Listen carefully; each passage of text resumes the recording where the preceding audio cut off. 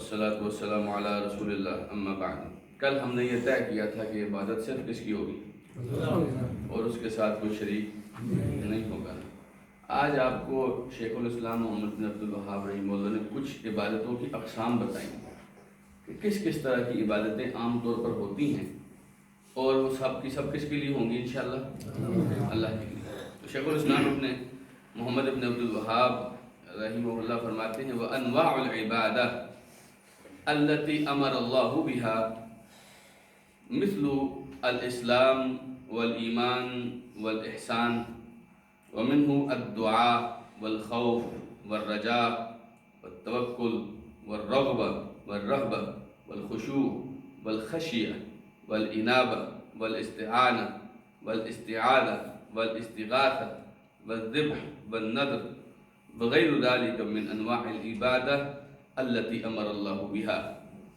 مختلف قسم کی عبادتیں ہیں جس کا اللہ تعالیٰ نے ہمیں حکم دیا ہے۔ مثلا اسلام کو قبول کرنا، اسلام کو بطور دین اپنانا، یہ ہماری بنیادی عبادت ہے جو ایک اللہ کو ماننے والے آدمی کے لیے ضروری ہے۔ تو یہ اسلام آپ جانتے ہیں کہ کتنے منافقین ایسے تھے جو اللہ کے لیے قبول نہیں کرتے تھے، ایسے ہی ہے نا؟ پھر اللہ بھی ان سے اسلام قبول نہیں کرتا، تو یہ تو اللہ کے لیے ہونا چاہیے تھا نا۔ اب اس میں ہر کسی کے اپنے اپنے مقاصد ہوتے ہیں۔ کچھ لوگ اسلام کے فوائد سمیٹنے کے لیے، چونکہ مدینہ ایک اسلامی ریاست بن گئی تھی، اب اس اسلام کے فوائد سمیٹنے کے لیے وہ مسلمان ہوتے تھے۔ کچھ لوگ مسلمانوں کو خراب کرنے کے لیے، جیسے یہودی کہتے تھے کہ آمنوا بہ وآمنوا بہ وجہ النہار واکفروا آخرہ، کہ صبح کے ٹائم ان پر ایمان لے کے اور رات کو کافر ہو جاؤ، تاکہ ان کے جو ایمان والے لوگ ہیں ان کے دلوں میں بھی شکوک اور شبہات پیدا ہوتے ہیں۔ اپنے اپنے مقاصد ہیں، تو یہ ہونا اللہ کے لیے چاہیے تھا، لیکن جب یہ غیر اللہ کے لیے ہوتا ہے تو بجائے اس کے کہ یہ اسلام فائدہ دے، یہ اسلام نقصان دیتا ہے۔ تو یہ کس کے لیے ہونا چاہیے؟ اللہ کے لیے۔ اس کی ہم اسلام کی پھر آگے وضاحت کرنے لگے انشاءاللہ۔ پھر ایک اس سے اسلام سے اوپر کا درجہ ہے ایمان کا۔ آمنت باللہ وملائکتہ وکتبہ ورسلہ والیوم الآخر والقدر خیرہ وشرہ، یہ ایمان کا درجہ ہے، ایمان کے 6 ارکان ہیں۔ تو یہ ایمان بھی کس کے لیے ہونا چاہیے؟ اللہ کے لیے۔ لیکن جب آپ اللہ کے لیے ایمان نہیں لائیں گے، غیر اللہ کے لیے ایمان لائیں گے، تو یہ ایمان فائدے کی بجائے نقصان دے گا۔ اس ایمان سے بھی اوپر کا درجہ ہے احسان۔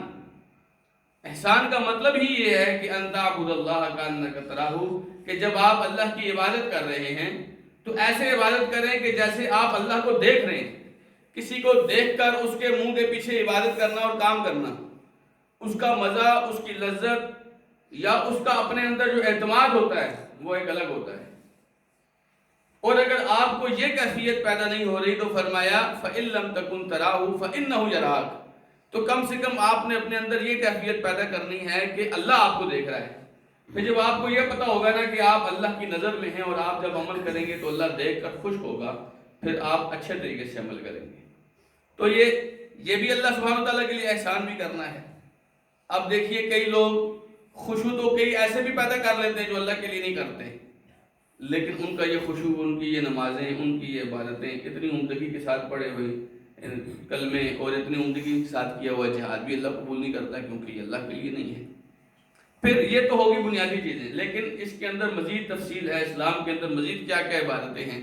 الدعاء، نبی کریم صلی اللہ علیہ وسلم نے فرمایا الدعاء هو العبادہ، دعا تو ہے ہی عبادت۔ دعا کا مطلب کیا ہے؟ آپ اللہ کو پکار کر کہیں اللہ میرا یہ کام ہے، میری یہ حاجت ہے، میرا یہ مسئلہ ہے، اس کو حل فرما دے، میری حاجت کو پورا فرما دے۔ دعا میں آپ اپنے اللہ سے کچھ بھی مانگ سکتے ہیں، لیکن یہ کرنی کس سے ہے؟ اللہ سے۔ مانگنی کس سے ہے؟ ایک اللہ سے۔ جس دن آپ نے اللہ کی بجائے کسی بھی ہستی کو اپنی دعا کا جو مرجع بنایا، جس سے آپ مانگ رہے ہیں، اس دن آپ کا اسلام، آپ کا ایمان، آپ کا احسان سارے کا سارا منہدم ہو جائے گا، کیونکہ اس دن آپ نے اللہ کی بجائے غیر اللہ کو اپنا معبود بنایا۔ دعا تو عبادت تھی، آپ کو میں آیت سناؤں، اللہ سبحانہ و تعالیٰ نے سنا وقال ربکم ادعونی استجب لکم، تمہارا رب یہ کہتا ہے کہ مجھے پکارو، میں تمہاری پکار کا جواب دوں گا۔ اب اس میں دعا کا تذکرہ ہے، ادعونی، مجھ سے دعا مانگو، میں تمہاری دعا قبول کروں گا۔ آگے جانتے کیا فرمایا؟ ان الذین یستکبرون عن عبادتی سیدخلون جہنم داخرین، کہ وہ لوگ جو میری عبادت سے تکبر کرتے ہیں۔ اب دیکھیے پہلے کس کا تذکرہ ہے؟ دعا کا، تمہارا رب کہتا ہے مجھ سے دعا مانگو، اور آگے کیا فرمایا جا رہا ہے کہ جو لوگ میری عبادت سے، عن عبادتی، جو لوگ میری عبادت سے تکبر کرتے ہیں، کیا مطلب؟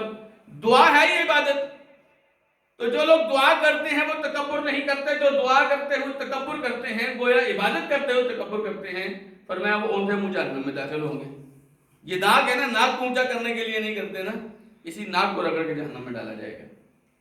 تو دعا کیا ہے؟ دعا عین عبادت ہے، اور یہ کس سے ہوگی؟ اللہ تعالیٰ سے مانگی جائے گی۔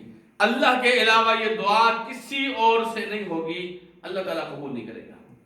اسی طرح دعا کے ساتھ ایک دوسری چیز خوف، یہ دل کی عبادت ہے۔ خوف کون سی عبادت ہے؟ دل کی۔ خوف کدھر ہوتا ہے؟ ڈرتا کیا ہے؟ دل ڈرتا ہے نا۔ خوف، آپ نے کبھی اللہ کے علاوہ کسی سے نہیں ڈرنا، کسی سے نہیں ڈرنا، اور اللہ کا خوف عین عبادت ہے۔ جتنا آپ کے دل میں اللہ کا خوف ہوگا، فرمایا کہ جو لوگ اللہ کے سامنے کھڑے ہونے سے ڈرتے ہیں، وَلِمَنْ خَافَ مَقَامَ رَبِّهِ، جو اللہ کے سامنے کھڑے ہونے سے ڈرا، جنتان، اس کو 2 جنتیں ملیں گی۔ اب جنتیں ایسے تو نہیں کسی عبادت کے اوپر، کسی عمل کے اوپر مل رہی ہیں، اور عمل کیا ہے؟ آپ نے ہاتھ سے کچھ بھی نہیں کیا، آپ نے زبان سے کچھ بھی نہیں کہا، آپ کا دل صرف اللہ کا نام سن کر کانپتا ہے، اللہ کی جلال کے سامنے ہیبت زدہ ہوتا ہے، اللہ تعالیٰ کے عذاب سے ڈرتا ہے۔ بس یہ جو ڈر ہے، یہ جو خوف ہے، یہ جو ہیبت ہے، فرمایا انما المؤمنون الذین اذا ذکر اللہ وجلت قلوبہم، مومن وہ ہوتے ہیں عمران بھائی، مومن وہ ہوتے ہیں جن کے سامنے جب اللہ کا ذکر ہوتا ہے ان کے دل کانپ جاتے ہیں۔ وَإِذَا تُلِيَتْ عَلَيْهِمْ آيَاتُهُ زَادَتْهُمْ ایمانا، اور جب اس کے سامنے اللہ کی آیتیں تلاوت ہوتی ہیں ان کا ایمان بڑھ جاتا ہے۔ وَعَلَىٰ رَبِّهِمْ يَتَوَكَّلُونَ، اور اپنے رب کے اوپر توکل کرتے ہیں۔ تو خوف یہ صرف اللہ کا ہونا چاہیے، اور اللہ کے علاوہ کسی کا نہیں ہونا چاہیے۔ یہ بھی بات یاد رکھیے نا، عبادت کس کی کرنی ہے؟ اور اللہ کے علاوہ کسی اور کی نہیں کرنی۔ تو خوف عبادت ہے نا، خوف کے اوپر تو اللہ 2 جنتیں دے رہے ہیں، اور اگر یہ خوف آپ نے کسی اور کو دے دیا، کسی اور کا خوف دل میں بٹھا لیا، تو یہ شرک ہو جائے گا کہ نہیں ہو جائے گا؟ دل تو آپ کا اللہ کے خوف سے بھرا ہونا چاہیے نا، اس میں جب غیر اللہ کا خوف آئے گا تو شرک ہے، اور اگر یہ شرک آ جائے گا تو یہ جنتیں بھی چھن جائیں گی اور جہنم بھی واجب ہو جائے گی۔ وَإِيَّايَ فَارْهَبُونَ، میں ڈرنا صرف مجھ سے ہے، ڈرنا صرف مجھ سے ہے۔ اب اس خوف کے نتیجے میں پھر لوگ اور بھی بہت سارے گناہ کرتے ہیں، کسی غیر سے ڈر کے اسلام کو چھوڑ دیتے ہیں، کسی غیر سے ڈر کے اللہ کی عبادتوں کو چھوڑ دیتے ہیں، کسی غیر کے ڈر سے اللہ کے حرام کردہ کاموں کو اپنانا شروع کر دیتے ہیں، تو یہ تو اور بھی برا ہے۔ لیکن صرف آپ کے دل میں غیر کا خوف بیٹھا ہے اور اللہ سے زیادہ ہے، یہ شرک ہو جائے گا۔ پھر اسی طرح ایک عبادت کی قسم ہے رجا، امید۔ کیا قسم ہے؟ امید۔ امید کس سے لگائیں گے آپ؟ ایک ایسے سے۔ ہاں یہ ہے کہ آپ نے کسی کو پیسے دیے ہیں تو اس سے آپ نے اپنا کام کرانا ہے، لیکن آپ کو لگتا ہے کہ صرف یہی ہے جو آپ کا کام کرے گا؟ کیا آپ اگر اللہ تعالیٰ نہ چاہے تو بھی کوئی کر سکتا ہے؟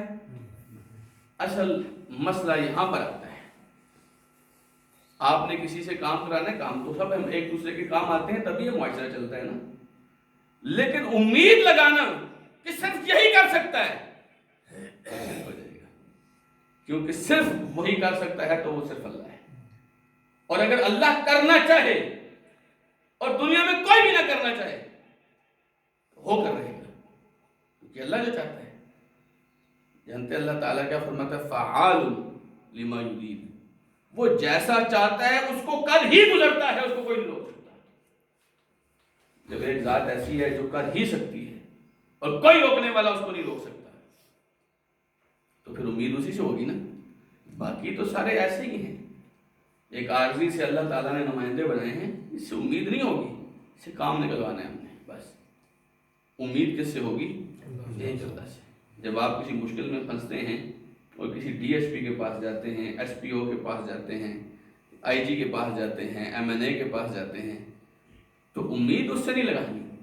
اس کے پاس تو ہم اس لیے گئے کہ بہرحال دنیا کا ایک نظام اللہ نے واسطے وسیلے کا بنایا ہے، لیکن کرے گا کون؟ وہ ایک اللہ کرے گا. وتوکل. اور پھر کسی پہ بھروسہ کرنا ہوتا ہے. بھروسہ کس پر ہوگا؟ ایک اللہ پر. اگر اللہ پر بھروسہ نہیں کرنا ہے، اچھی میں نے کہہ دیا ہو جائے گا، وہ ڈی ایس پی ہے وہ کر دے گا، اس میں کیا بات ہے، کہہ جو دیا میں نے. ایسا نہیں ہے. کتنے بڑے بڑے ڈی ایس پی، بڑے بڑے آئی جی، بڑے بڑے فرعون، لوگ بھروسہ کرتے تھے اس کے اوپر، فرعون ہمیں کچھ نہیں ہونے دے گا. لیکن کیا ہوا؟ فرعون نہ خود اپنے آپ کو بچا سکا، نہ اپنی قوم کو بچا سکا. ایسا ہے کہ نہیں ہے؟ لوگ ابو جہل کے اوپر کتنا اعتبار کرتے تھے، اس کے کہنے پہ بدر میں نکل پڑے، کہاں کہاں نکل پڑے. لیکن ابو جہل اپنے آپ کو بچا سکا. جب ایک آدمی اپنے آپ کو نہیں بچا سکتا تو اس پر بھروسہ کیسا آپ کر سکتے ہیں؟ بھروسہ کس کے اوپر ہوگا؟ وَعَلَى اللَّهِ فَلْيَتَوَكَّلِ الْمُؤْمِنُونَ. ایمان والوں کو کس پہ بھروسہ کرنا چاہیے؟ ایک اللہ. وَعَلَى اللَّهِ فَلْيَتَوَكَّلِ الْمُتَوَكِّلُونَ. اگر آپ نے بھروسہ کرنا ہے تو اللہ پر بھروسہ کریں، اس کے علاوہ کسی کے اوپر نہیں. اور جانتے ہیں اللہ تعالیٰ کیا فرماتا ہے آپ کو؟ وَمَن يَتَوَكَّلْ عَلَى اللَّهِ فَهُوَ حَسْبُهُ. جو اللہ پر بھروسہ کرے گا نا، اللہ کافی ہو جائے گا. اللہ کافی ہو جائے گا. پھر اللہ آپ کو تکلیف نہیں آنے دے گا، پھر اللہ آپ کو مصیبت نہیں آنے دے گا. پھر کم سے کم آپ کی دنیا یہ لوگ بگاڑ سکتے ہیں، آخرت نہیں بگاڑ سکتے. اللہ سبحانہ تعالیٰ آپ کے لیے کافی ہو جائے گا. والرغبہ، کسی کی طرف مائل ہونا اور کسی سے ہیبت زدہ ہونا، کسی کا روب دبدبہ اپنے اوپر بٹھانا. کسی کا روب دبدبہ ہوگا تو صرف اللہ کا ہوگا. کسی کی طرف آپ مائل ہوں گے تو صرف اللہ سبحانہ وتعالیٰ کی طرف ہوں گے. کسی کے روب اور دبدبے میں آ کے اللہ کے راستے اور اس کی ڈگر کو نہیں چھوڑ سکتے. اسی طرح والخشوع، کسی کے سامنے خشوع بجا لانا، ادب بجا لانا. والخشیہ، اور کسی کی معرفت کے سامنے، کسی کو پہچاننے کے بعد اس کے جلال کا لحاظ کرنا اور اس کے جلال کا خوف کرنا کہ کہیں اللہ سبحانہ و تعالیٰ ناراض ہی نہ ہو جائے، اتنی عالی شان ذات مجھ سے خفا ہی نہ ہو جائے. اس کو خشیت کہتے ہیں. ایک تو ہم نے کہا نا خوف، جہنم کا خوف، عذاب کا خوف. ایک خشیت ہوتی ہے، یہ ڈر الگ سا ہوتا ہے. یہ وہ ڈر ہوتا ہے جب آپ اپنے کسی محبوب کے سامنے اس وجہ سے محبوب کی نافرمانی نہیں کر رہے ہوتے کہ محبوب ناراض ہی نہ ہو جائے. ایک ہے کسی بہت بڑے بادشاہ سے آپ ڈر رہے ہیں کہ وہ سزا نہ دے دے، وہ خوف ہے.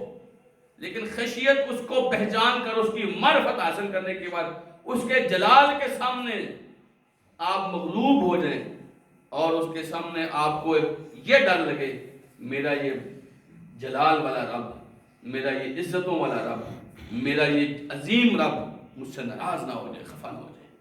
اور ایک آدمی اگر اپنے رب کی ناراضگی کا خیال نہیں کرے گا کہ میرے کسی قدم سے ایسا نہ ہو میرا رب ناراض ہو جائے، تو دنیا میں اور کون سی ذات ہے جس کی ناراضگی کا ہم خیال کر سکتے ہیں. اسی طرح والانابہ، آپ نے للچائی ہوئی نظروں سے کس کو دیکھنا ہے؟ اللہ کو. آپ نے مایوس ہو کر کس دروازے پر جانا ہے؟ اللہ کے دروازے پر. آپ کو اگر لگتا ہے کہ آپ سے غلط ہو گیا ہے تو پلٹ کے کس طرف آنا ہے؟ اللہ کی طرف. انابت، رجوع کرنا، لوٹ کر آنا، پلٹنا، امید لے کر کسی کے دروازے کو کھٹکھٹانا. یہ کون سی ذات ہے؟ یہ صرف اللہ کی ذات ہے. والاستعانہ، آپ کو دنیا میں کسی مسئلے میں مدد کی ضرورت ہے تو آپ نے مدد کس سے مانگنی ہے؟ ایاک نعبد و ایاک نستعین. اللہ صرف تیری عبادت کرتے ہیں، صرف تجھ سے مدد مانگتے ہیں. استعانہ. استعانہ کے ساتھ ایک تھوڑا خاص ہوتا ہے استعاذہ۔ استعاذہ کا مطلب ہوتا ہے کسی کے شر سے، اس کی برائی سے، اس کی تکلیف سے، جو تکلیف لوگوں کو پہنچاتا ہے، اس سے آپ اللہ کی پناہ مانگ لیں۔ جیسے آپ کہتے ہیں اعوذ باللہ من الشیطان الرجیم، میں اللہ کی پناہ مانگتا ہوں شیطان مردود سے۔ شیطان آپ کو تکلیف پہنچاتا ہے نا، آپ کو برائیوں پر اکساتا ہے، آپ کا ایمان پر حملہ آور ہوتا ہے، تو آپ اس شیطان کے شر سے، جس سے آپ خود نہیں بچ پا رہے، آپ کو تو شیطان نظر بھی نہیں آتا، آپ ایک ایسے دشمن سے کیسے بچ سکتے ہیں جو آپ کو نظر ہی نہیں آتا، دکھائی نہیں دیتا، وہ جب وار کرتا ہے تو آپ کو سمجھ ہی نہیں آتی، تو اس کی بجائے آپ خود تو نہیں بچ سکتے، پھر آپ کیسے بچیں گے؟ آپ اپنے اللہ سے کہیں گے اللہ مجھے اپنی پناہ میں لے لیں۔ پناہ کی ایک بہترین تصویر آپ کو اس وقت نظر آتی ہے جب بلی کے ڈر سے ایک مرغی اپنے بچوں کو اپنے پروں کے اندر چھپا لیتی ہے، تو یہ اس مرغی کی پناہ گاہ ہوتی ہے جہاں اس کے بچے آ کر پناہ گزین ہوتے ہیں، جہاں کوئی اس کو کچھ نہیں کہہ سکتا۔ یہ استعاذہ ہوتا ہے، اللہ کی پناہ لینا۔ بات سمجھ آئیے، وہ چھتری جس کے نیچے آپ آ کر آپ دشمن سے، موسم سے، مختلف چیزوں سے بچتے ہیں، تو اس دنیا میں کوئی بھی چیز آپ کی وفادار نہیں ہے سوائے آپ کے رب کے، تو آپ اپنے رب کے دربار میں آ کے اس کی پناہ میں آئیں گے۔ پھر ایک تیسری اسی کے ساتھ کی چیز ہے، وہ ہے استغاثہ۔ استغاثہ کا مطلب ہوتا ہے کہیں پھنس کر، مشکل میں پھنس کر آپ کسی ایسی ذات کو پکاریں جو آپ کو اس مشکل سے نکالے۔ جیسے یونس علیہ السلام مچھلی کے پیٹ میں پھنس گئے تھے، تو کس نے نکالا تھا؟ نوح علیہ السلام کافروں کے جھرمٹ میں پھنس گئے تھے، تو کیا کہتے ہیں؟ ربی انی مغلوب فانتصر، اللہ میں مغلوب ہو گیا ہوں، تو میرا بدلہ لے لے، تو میری مدد کر دے۔ تو اللہ نے مدد کی کہ نہیں کی؟ کہاں کہاں سے پانی آیا اور نوح علیہ السلام کو اللہ نے بچایا، ساری قوم کو غرق کر دیا۔ اس کو کہتے ہیں استغاثہ، ٹھیک ہے؟ استعانہ کا مطلب ہوتا ہے عام مدد، ایاک نعبد و ایاک نستعین کے اندر۔ استعاذہ جس میں اعوذ باللہ کی آپ الفاظ کہتے ہیں، یہ ہوتا ہے کسی کے شر سے بچنے کے لیے۔ اور استغاثہ جب کسی نے آپ کو جکڑ لیا ہے، تو وہاں آپ اپنے آپ کو اس مصیبت سے نکالنے کے لیے جس کو پکارتے ہیں وہ استغاثہ ہوتا ہے۔ اور یہ بھی کس سے ہوگا؟ غوث اسی سے ہے، غوث کا جو لفظ ہے وہ اسی سے ہے۔ اور اسی لیے تو ہم کہتے ہیں اللہ کے علاوہ کون غوث اعظم ہو سکتا ہے؟ اگر غوث اعظم اللہ کی مخلوق ہے تو پھر اللہ کو آپ کیا کہیں گے؟ پھر اللہ کو آپ کیا کہیں گے؟ اگر سب سے بڑا غوث یہ ہے تو پھر اللہ کدھر جائے گا؟ نہیں، سب سے بڑا غوث کون ہے؟ ایک اللہ ہے۔ اور اللہ کے علاوہ آپ کو مشکلوں سے، مصیبتوں سے کوئی نجات نہیں دے سکتا۔ پھنسی ہوئی کشتیوں کو کون نکال سکتا ہے؟ صرف اللہ نکال سکتا ہے۔ اور پھنسی ہوئی کشتی کو اللہ تعالیٰ نے نوح علیہ السلام کی کشتی کو پار لگایا تھا، کوئی اور بابل حق بیڑا دھک والا آدمی نہیں کر سکتا ایسا۔ اور یونس علیہ السلام کو مچھلی کے پیٹ میں سے نکال کے اللہ سبحانہ وتعالیٰ نے باہر نکالا تھا، یہ اللہ تعالیٰ کر سکتے۔ اسی طرح وَالذِّبْحُ، ذبح کرنا، کسی کے وجہ سے، کسی کے نام کے لیے، کسی کو راضی کرنے کے لیے ذبح کریں گے تو وہ صرف ایک اللہ کی ذات ہے۔ اللہ کی ذات کے علاوہ آپ کسی کو راضی کرنے کے لیے ذبح نہیں کریں گے، کسی اور کا قرب حاصل کرنے کے لیے ذبح نہیں کریں گے، کسی اور کو اپنا بنانے کے لیے آپ ذبح نہیں کریں گے۔ ذبح کس کے لیے ہوگا؟ صرف اللہ کے لیے۔ اسی طرح نظر ماننا، منت ماننا، آپ کسی اور کا نام لے کر منت نہیں مانیں گے، منت مانیں گے تو صرف اللہ کے نام کی مانیں گے۔ اس کے علاوہ اور بھی جتنی عبادات ہیں جن کا اللہ تعالیٰ نے حکم دیا ہے، فرمایا نا اللہ سبحانہ وتعالیٰ نے کہ یوفون بالنذر، میرے بندے نظر پوری کرتے ہیں، تو نظر کون سی پوری کریں گے آپ؟ جو اللہ کے نام کی مانیں گے۔ تو یہ سارے کام اللہ تعالیٰ نے حکم دیے ہیں، یہ ساری قسم کی عبادتیں ہیں۔ اس میں آپ کی مالی عبادتیں بھی آ جاتی ہیں جس میں ذبح وغیرہ ہے، نظر وغیرہ ہے۔ اس میں آپ کی قلبی عبادتیں بھی آ جاتی ہیں جس میں خوف، رجا، امید، توکل وغیرہ شامل ہے۔ اور اس میں آپ کی عملی عبادتیں بھی آ جاتی ہیں جس میں خضوع، نماز وغیرہ یہ شامل ہیں۔ فرمایا کلھا للہ تعالی۔ شیخ الاسلام کہتے ہیں یہ سب کا سب کس کے لیے ہوگا؟ اللہ کے لیے۔ والدلیل قولہ تعالی وَأَنَّ الْمَسَاجِدَ لِلَّهِ فَلَا تَدْعُوا مَعَ اللَّهِ أَحَدًا۔ کیا دلیل ہے اس کی؟ فرمایا یہ مسجدیں اللہ کی ہیں، یہاں اللہ کے ساتھ کسی اور کو مت پکارنا۔ کس کو پکارا جائے گا؟ صرف ایک اللہ۔ اور افسوس سے کہنا پڑتا ہے، آپ بہت ساری مسجدوں میں دیکھیں گے یا علی مدد لکھا ہوتا ہے، یا رسول اللہ لکھا ہوتا ہے، آپ تو ان کو پکار رہے ہیں۔ اللہ فرماتے ہیں وَأَنَّ الْمَسَاجِدَ لِلَّهِ، مسجدیں تو اللہ کی ہیں، فَلَا تَدْعُوا مَعَ اللَّهِ أَحَدًا، اللہ کے ساتھ کسی غیر کو مت پکارنا، لیکن لوگ پکارتے ہیں، اور یہی تو شرک ہے۔ جب آپ کسی غیر کو مدد کے لیے پکار رہے ہیں تو یہی تو ہم پڑھ کے آئے ہیں کہ استعانت صرف اللہ سے۔ نماز میں ہم اقرار کر رہے ہیں ایاک نعبد و ایاک نستعین، اللہ مدد صرف تجھ سے مانگیں گے اور کسی سے نہیں مانگیں گے۔ یہ اصل میں جو عام ترتیب ہوتی ہے نا لفظ کی، وہ یہ ہے کہ نستعینک، نستعینک، اس کا مطلب ہوتا ہے ہم تجھ سے مدد مانگتے ہیں، عام ترتیب۔ لیکن اللہ تعالیٰ نے یہ جو کاف ہے نا نستعینک، یہ جو کاف ہے یہ اٹھا کے اللہ تعالیٰ نے پہلے لایا، یا کا بنا دیا اس کو۔ اب اس کا مطلب ہے اللہ صرف تجھ سے مانگتے ہیں، تیرے علاوہ کسی سے نہیں مانگتے، خاص کر دیا اللہ تعالیٰ۔ اللہ تعالیٰ نے باؤنڈ کر دیا کہ مدد مانگنے کی جگہ ایک ہی ہے اور وہ اللہ کے ساتھ ہے۔ جب آپ یا علی مدد کہتے ہیں یہ غیر اللہ کی مدد ہو جائے گی، پھر کیا ہوگا؟ نہ حضرت علی آپ کی مدد کر پائیں گے اور نہ آپ اللہ سبحانہ وتعالیٰ کے دربار سے بچ پائیں گے۔ یہ مدد صرف اللہ سبحانہ وتعالیٰ کی، وَأَنَّ الْمَسَاجِدَ لِلَّهِ فَلَا تَدْعُوا مَعَ اللَّهِ أَحَدًا، یہ مسجدیں اللہ کی ہیں، یہاں اللہ کے علاوہ کسی اور کا نام نہیں لیا جائے گا۔ اسی طریقے سے فَمَنْ صَرَفَ مِنْهَا شَيْئًا لِغَيْرِ اللَّهِ، شیخ الاسلام کا فتویٰ دیکھیے، فَمَنْ صَرَفَ مِنْهَا شَيْئًا لِغَيْرِ اللَّهِ فَهُوَ مُشْرِكٌ کافر۔ ان ساری چیزوں کا جن کا ہم نے نام لیا ہے، ان میں سے ایک چیز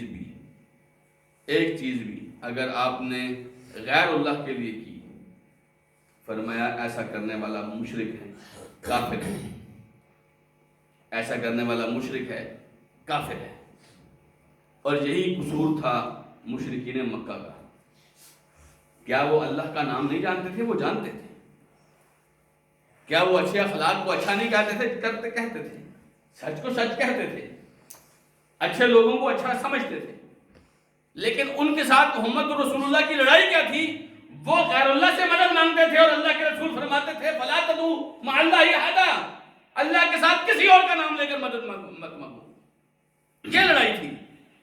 قیامت کے دن اگر ان کے اعمال کا وزن نہیں ہوگا تو اس بنیاد پر نہیں ہوگا کہ تم مشرک ہو، تمہارے اعمال اس قابل ہے ہی نہیں، فَلَا نُقِيمُ لَهُمْ يَوْمَ الْقِيَامَةِ وَزْنًا، ہم قیامت کے دن ان کے عملوں کا وزن بھی نہیں کریں گے، نہیں ہوگا ان کا وزن۔ پلے صراط سے لوگ گزر رہے ہوں گے، ان لوگوں کو پلے صراط سے پہلے اٹھا کے جہنم میں ڈالا جائے گا۔ پلے صراط سے تو ایمان والوں کے ایمان کا امتحان ہوگا نا، یہ تو ایمان سے کورے ہیں، یہ تو خالی ایمان سے، مشرک ہے، کافر ہے۔ یاد رکھیے ایسا آدمی جس کو علم ہے فَلَا تَجْعَلُوا مَعَ اللَّهِ أَحَدًا، فَلَا تَدْعُوا مَعَ اللَّهِ أَحَدًا، اللہ کے ساتھ کسی کو مت پکارو، فَلَا تَجْعَلُوا لِلَّهِ أَنْدَادًا وَأَنْتُمْ تَعْلَمُونَ، اللہ کے مقابلے میں دوسرے معبود مت بناؤ جبکہ تمہیں پتہ بھی ہے۔ اگر کوئی آدمی جان بوجھ کر اللہ کے مقابلے میں کسی غیر کو پکارتا ہے، کسی غیر سے امید لگاتا ہے، کسی غیر کی محبت دل میں بٹھاتا ہے، کسی غیر کا خوف اس کے دل میں بستا ہے، کسی غیر کی ہیبت تاری ہے جس کی وجہ سے اللہ کی نافرمانیاں کرتا ہے، کسی غیر کے نام پر ذبح کرتا ہے، کسی غیر کے نام پر نظریں دیتا ہے، کسی غیر کے نام پہ ایک ٹکا بھی دیتا ہے، ایک مکھی مار کے غیر کے نام پر چڑھاتا ہے، فَلَا تَدْعُوا مَعَ اللَّهِ أَحَدًا، یہ غیر اللہ کی عبادت کر رہا ہے۔ فرمایا ایک کام بھی اس نے غیر اللہ کے لیے کیا، فَهُوَ مُشْرِكٌ کافر، یہ مشرک ہے، کافر ہے، مسلمان نہیں ہے۔ مسلمان ہوتا تو یہ کام صرف اللہ کے لیے کرتا۔ بات سمجھ رہے ہیں آپ؟ تو یہ اتنا آسان نہیں ہے مسلمان ہونا۔ مسلمان ہونے کے لیے آپ کو بہت سارے عقائد سے توبہ کرنی پڑتی ہے۔ اسی طرح فرماتے ہیں ایک اور دلیل سنو، وَمَنْ يَدْعُ مَعَ اللَّهِ إِلَٰهًا آخَرَ لَا بُرْهَانَ لَهُ بِهِ فَإِنَّمَا حِسَابُهُ عِنْدَ رَبِّهِ إِنَّهُ لَا يُفْلِحُ الْكَافِرُونَ۔ آیت کا ترجمہ خود کیجئے، فتویٰ خود لگائیے۔ فرمایا جس نے اللہ کے مقابلے میں کسی اور معبود کو پکارا، اللہ کے مقابلے میں کسی اور معبود کو پکارا جس کی اللہ نے اس کو کوئی دلیل نہیں دی کہ اس کو بھی پکارنا، پورا قرآن پڑھیے، ایک بھی شخصیت، کوئی ایک بھی ستارہ، چاند، سورج، قمر، فرشتہ، جن، کوئی ہستی، کوئی ذات اللہ کے علاوہ ایسی ہو جس کے بارے میں اللہ نے آپ کو اجازت دی ہو کہ اس کو بھی پکار لینا، اگر ایسا کچھ بھی نہیں ہے، فرمایا اللہ کے مقابلے میں اللہ کے ساتھ کوئی کسی کو بھی پکارے گا جس کی دلیل اس کے پاس نہیں، فَإِنَّمَا حِسَابُهُ عِنْدَ رَبِّي، اللہ اس سے خود حساب لے لے گا، إِنَّهُ لَا يُفْلِحُ الْكَافِرُونَ، سن لو کافر لوگوں کو کبھی کامیابی نہیں ملے گی۔ کن کو کافر کہا؟ جو اللہ کے ساتھ غیروں کو کیا کرتے ہیں؟ پکارتے ہیں، ان سے دعا مانگتے ہیں، جی ان کو شریک ٹھہراتے ہیں، ان کو معبود بناتے ہیں، یہ سراسر شرک ہے۔ رسول اللہ صلی اللہ علیہ وسلم کی حدیث ہے، یہاں پر تو انہوں نے جو الفاظ ذکر کیا، الدعاء مخ العبادہ، دعا عبادت کا مغز ہے۔ یہ حدیث اتنی صحت کے لحاظ سے صحیح نہیں ہے، لیکن صحیح حدیث کیا ہے؟ الدعاء هو العبادہ، دعا ہی عبادت ہے۔ جب آپ غیر اللہ سے دعا کریں گے تو یہ عبادت ہے، اور یہ عبادت آپ کی غیر کی ہو جائے گی، اور غیر کی عبادت کرنا ہی سراسر شرک ہے۔ اسی طرح فرمایا وَقَالَ رَبُّكُمُ ادْعُونِي أَسْتَجِبْ لَكُمْ إِنَّ الَّذِينَ يَسْتَكْبِرُونَ عَنْ عِبَادَتِي سَيَدْخُلُونَ جَهَنَّمَ دَاخِرِينَ، تمہارا رب کہتا ہے مجھے پکارو، میں تمہاری پکار کو سنوں گا، جواب دوں گا۔ وہ تمام لوگ جو اللہ کی عبادت سے تکبر کرتے ہیں جہنم کے اندر اوندھے منہ ڈالے جائیں گے، ذلیل رسوا کر کے جہنم کے اندر ڈالے جائیں گے، کیونکہ یہ تکبر کرتے تھے۔ تکبر کیسے کرتے تھے؟ اللہ کو پکارنا چاہیے تھا لیکن یہ اللہ کی عبادت نہیں کرتے۔ پکارنا اور عبادت ایک جیسا کیوں ہے؟ کیونکہ پکارنا ہی تو عبادت ہے، پکارنا ہی تو، ماننا کوئی اتنی بڑی بات نہیں۔ مشرکین مکہ بھی مانتے تھے، ان سے کوئی پوچھے نا کہ تمہیں پیدا کس نے کیا، کہتے تھے اللہ نے پیدا کیا۔ ان سے کوئی پوچھے کہ بھائی سارے جہان کو کس نے پیدا کیا، وہ کہتے تھے اللہ نے پیدا کیا۔ ان سے کوئی پوچھے آپ کو بیٹے کون دیتا ہے، کہتے تھے اللہ دیتا ہے۔ لیکن پکارتے کس کو تھے؟ وہ لات اور منات اور عزا اور حبل کو پکارتے تھے۔ جب ان کو پکارتے تھے تو گویا وہ شرک کرتے تھے۔ اس لیے فرمایا کہ جو لوگ میری عبادت سے تکبر کرتے ہیں جہنم میں ذلیل ہو کے ڈالے جائیں گے۔ اسی طرح خوف کے متعلق فرمایا فلا تخافوهم وخافوني ان کنتم مؤمنین، اگر تمہارے پاس ایمان ہے نا پھر ان سے مت ڈرنا، لوگوں سے مت ڈرنا، کسی غیر سے مت ڈرنا، پھر کس سے ڈرنا؟ مجھ سے ڈرنا، اللہ تعالیٰ سے ڈرنا۔ بات سمجھیں؟ جب آپ کسی اور سے ڈریں گے تو مطلب ہے کہ آپ کا ایمان خود درست نہیں ہے۔ ایمان اگر درست ہوتا تو آپ صرف اور صرف اللہ سبحانہ و تعالیٰ سے ہی ڈرتے اور کسی سے بھی آپ نہ ڈرتے۔ تو یہ چند اقسام تھی عبادت کی جو ہم نے ذکر کیا کہ یہ کس کی ہوں گی؟ یہ صرف اللہ سبحانہ و تعالیٰ کی۔ آپ امید لگاتے ہیں، والرجاء، آپ امید لگاتے ہیں۔ دیکھیے اللہ سبحانہ وتعالیٰ نے کیا فرمایا، فمن کان یرجو لقاء ربی، جو اپنے رب سے ملاقات کی امید رکھتا ہے، فلیعمل عملا صالحا، اس کو چاہیے نیک عمل کرے۔ نیک عمل کیا ہوتا ہے؟ ولا یشرک بعبادت ربہ احدا، اپنے رب کی عبادت میں کسی غیر کو شریک نہ کرے۔ اگر آپ کو اللہ سے امید ہے نا پھر غیر کو شریک نہیں کریں گے آپ، پھر آپ کے عمل اچھے ہونے چاہیے۔ اور اچھے عمل کی دلیل کیا ہے؟ آپ غیر سے امید نہیں رکھیں گے۔ تو بات سمجھ رہے ہیں؟ یہ ساری چیزیں جو ہیں یہ اللہ سبحانہ و تعالیٰ کی عبادت میں شامل ہیں۔ توکل آ گیا، توکل، بھروسہ، وعلی اللہ فتوکلوا ان کنتم مؤمنین، اگر تم ایمان والے ہو تو پھر کس کے اوپر توکل کرنا ہے؟ اللہ پر توکل کرنا ہے۔ ومن یتوکل علی اللہ فہو حسبہ، جو اللہ پر توکل کرتا ہے اللہ اس کے لیے کافی ہو جاتا ہے۔ اگر آپ اللہ پر توکل کرتے ہیں اللہ آپ کے لیے کافی ہو جاتا ہے۔ رغبت اور رہبت اور خشوع، فرمایا انہم کانوا یسارعون فی الخیرات ویدعوننا رغبا ورہبا وکانوا لنا خاشعین، اپنے بندوں کے بارے میں فرمایا یہ نیکیوں کے کاموں میں آگے ہوتے ہیں اور ہمیں رغبت سے پکارتے ہیں، خوشی خوشی ہماری طرف آتے ہیں پھر ہمیں پکارتے ہیں، اور ایک ان کے دل میں ہمارا خوف بھی ہوتا ہے، ہماری ہیبت ہوتی ہے جس کی وجہ سے ہمیں پکارتے ہیں، اور یہ ہمارے سامنے جھکے جھکے رہتے ہیں۔ اور خشیت کی دلیل کیا ہے؟ فلا تخشوہم واخشونی، کسی اور سے اس کی ہیبت کو، اس کے جلال کو اپنے دل میں مت بٹھانا، صرف میرے جلال کو اپنے دل میں بٹھانا، یہ خشیت کی دلیل ہے۔ اسی طریقے سے انابت کی دلیل وانیبوا الی ربکم واسلموا لہ، فرمایا اپنے رب کی طرف منیب ہو کر جاؤ، اپنے رب کی طرف لوٹ کر جاؤ۔ سب دنیا سے مایوس ہو گئے ہو کوئی بات نہیں، آج وہ اپنے رب کے سامنے، اور پہلے نافرمانیاں کرتے تھے اب فرما بردار بن جاؤ، اپنے رب کی طرف آ جاؤ۔ اسی طرح فرمایا استعانت کی مثال کیا ہے؟ ایاک نعبد و ایاک نستعین، یہاں سے پتہ چلتا ہے آپ نے مدد کسی اور سے نہیں مانگنی، اسی طرح فرمایا رسول اللہ صلی اللہ علیہ وسلم نے حضرت عبداللہ ابن عباس کو، اذا استعنت فاستعن باللہ، جب بھی آپ مدد مانگیں گے کس سے مانگیں گے؟ اللہ تعالیٰ سے مانگیں گے۔ اسی طرح استعاذہ کے بارے میں آپ جانتے ہیں دو معوذات ہیں، دو معوذات، قل اعوذ برب الفلق اور قل اعوذ برب الناس۔ پورے قرآن کو پڑھیے، اللہ تعالیٰ نے کسی اور کی پناہ لینے کی آپ کو اجازت نہیں دی ہے، صرف اور صرف پناہ کس کی ہوگی؟ اللہ سبحانہ و تعالیٰ کی ہوگی۔ اسی طرح استغاثہ، کسی کو مشکل میں پھنس کر کسی کو پکارنا، فرمایا اذ تستغیثون ربکم فاستجاب لکم، جب تم اپنے رب سے مدد مانگ رہے تھے مشکل میں پھنسے ہوئے۔ یہ اصل میں بدر کے مسلمانوں کا واقعہ ہے، جب وہ دیکھ رہے ہیں کہ سامنے ہزاروں کی فوج ہے اور ہم 300 کے قریب ہیں، تو اس مشکل میں پھنس کے انہوں نے کس کو پکارا؟ ایک اللہ کو پکارا، فرمایا فاستجاب لکم، تو اللہ نے پکار کو سن بھی لیا، تمہاری مدد بھی کر دی۔ اسی طریقے سے رسول اللہ صلی اللہ علیہ وسلم نے قرآن مجید میں جو ذبح کی دلیل آئی ہے، فرمایا قل ان صلاتی و نسکی و محیای و مماتی للہ رب العالمین لا شریک لہ وبذلک امرت وانا اول المسلمین۔ آپ فرمائیے کہ میری نماز، میری قربانی، میرا جینا، میرا مرنا کس کے لیے ہے؟ اللہ کے لیے، اس کا کوئی شریک نہیں ہے۔ یعنی نہ نماز میں کوئی اس کا شریک ہے، نماز اور کسی کے لیے نہیں پڑھی جائے گی، قربانی اور کسی کے لیے نہیں کی جائے گی، زندگی کسی اور کے لیے نہیں گزاری جائے گی، مرنے کے لیے کوئی اس قابل نہیں ہے کہ اس کے نام پر مرا جائے۔ کس کے نام پر مر سکتے ہیں ہم؟ اللہ کے نام پر مر سکتے ہیں، اس کے نام پر جان بھی دیں گے، اس کے نام پر مال بھی لگے، اس کے نام پر ساری دنیا کو ڈھونڈا مار دیں گے۔ وَمَمَاتِي لِلَّهِ رَبِّ الْعَالَمِينَ لَا شَرِيكَ لَهُ، اس کا کوئی شریک بھی نہیں ہے، ایسا کوئی ہے ہی نہیں جس کے لیے ہم اپنا ایک قطرہ بھی خون کا بہائیں۔ صرف ایک اللہ ہے جس کے لیے ہم خون بہائیں گے، جس کے لیے ہم لوگوں کو بھی مار دیں گے اور خود بھی مر جائیں گے، لیکن صرف اللہ کے نام پر۔ یہ گھٹیا دنیا کے لوگ اس قابل کبھی بھی نہیں ہے میرے عزیز بھائیوں کہ ہم ان کے لیے جان دیں۔ اسی طریقے سے رسول اللہ صلی اللہ علیہ وسلم نے فرمایا من ذبح لغیر اللہ لعن اللہ من ذبح لغیر اللہ، اللہ کی لعنت ہے اس آدمی کے اوپر جو غیر اللہ کے لیے ذبح کرتا ہے۔ تو بہت ساری اور بھی دلیلیں ہیں، اللہ سبحانہ و تعالیٰ مجھے اور آپ کو توفیق دے۔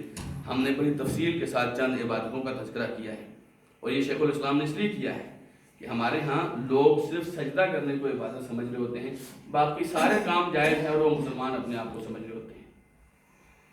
سارے کام، دعا کر رہے ہیں غیر اللہ کے لیے، نظر و نیاز چڑھا رہے ہیں غیر اللہ کے لیے، ذبح کر رہے ہیں غیر اللہ کے لیے، سارے کام غیر اللہ کے لیے کر رہے ہیں، لیکن اپنے آپ کو مسلمان کہہ رہے ہوتے ہیں۔ جبکہ یہاں پر آپ دیکھیں اللہ تعالیٰ اپنے قرآن میں کبھی کسی کو کافر کہہ رہا ہے، کبھی مشرک کہہ رہا ہے، کبھی اللہ سبحانہ تعالیٰ فرما رہا ہے اگر ایمان کی شرط بتا رہا ہے کہ اللہ کے علاوہ کسی کے لیے نہیں کرنا ہے جی، تو یہ ہمارے ایمان کا تقاضا ہے، ہم یہ سب کام کس کے لیے کریں؟ ایک اللہ کے لیے، اور اللہ کے علاوہ کسی اور کے لیے نہ کریں۔ اسی پر آج اکتفا کرتے ہیں۔ جزاکم اللہ خیر، وآخر دعوانا الحمدللہ رب العالمین۔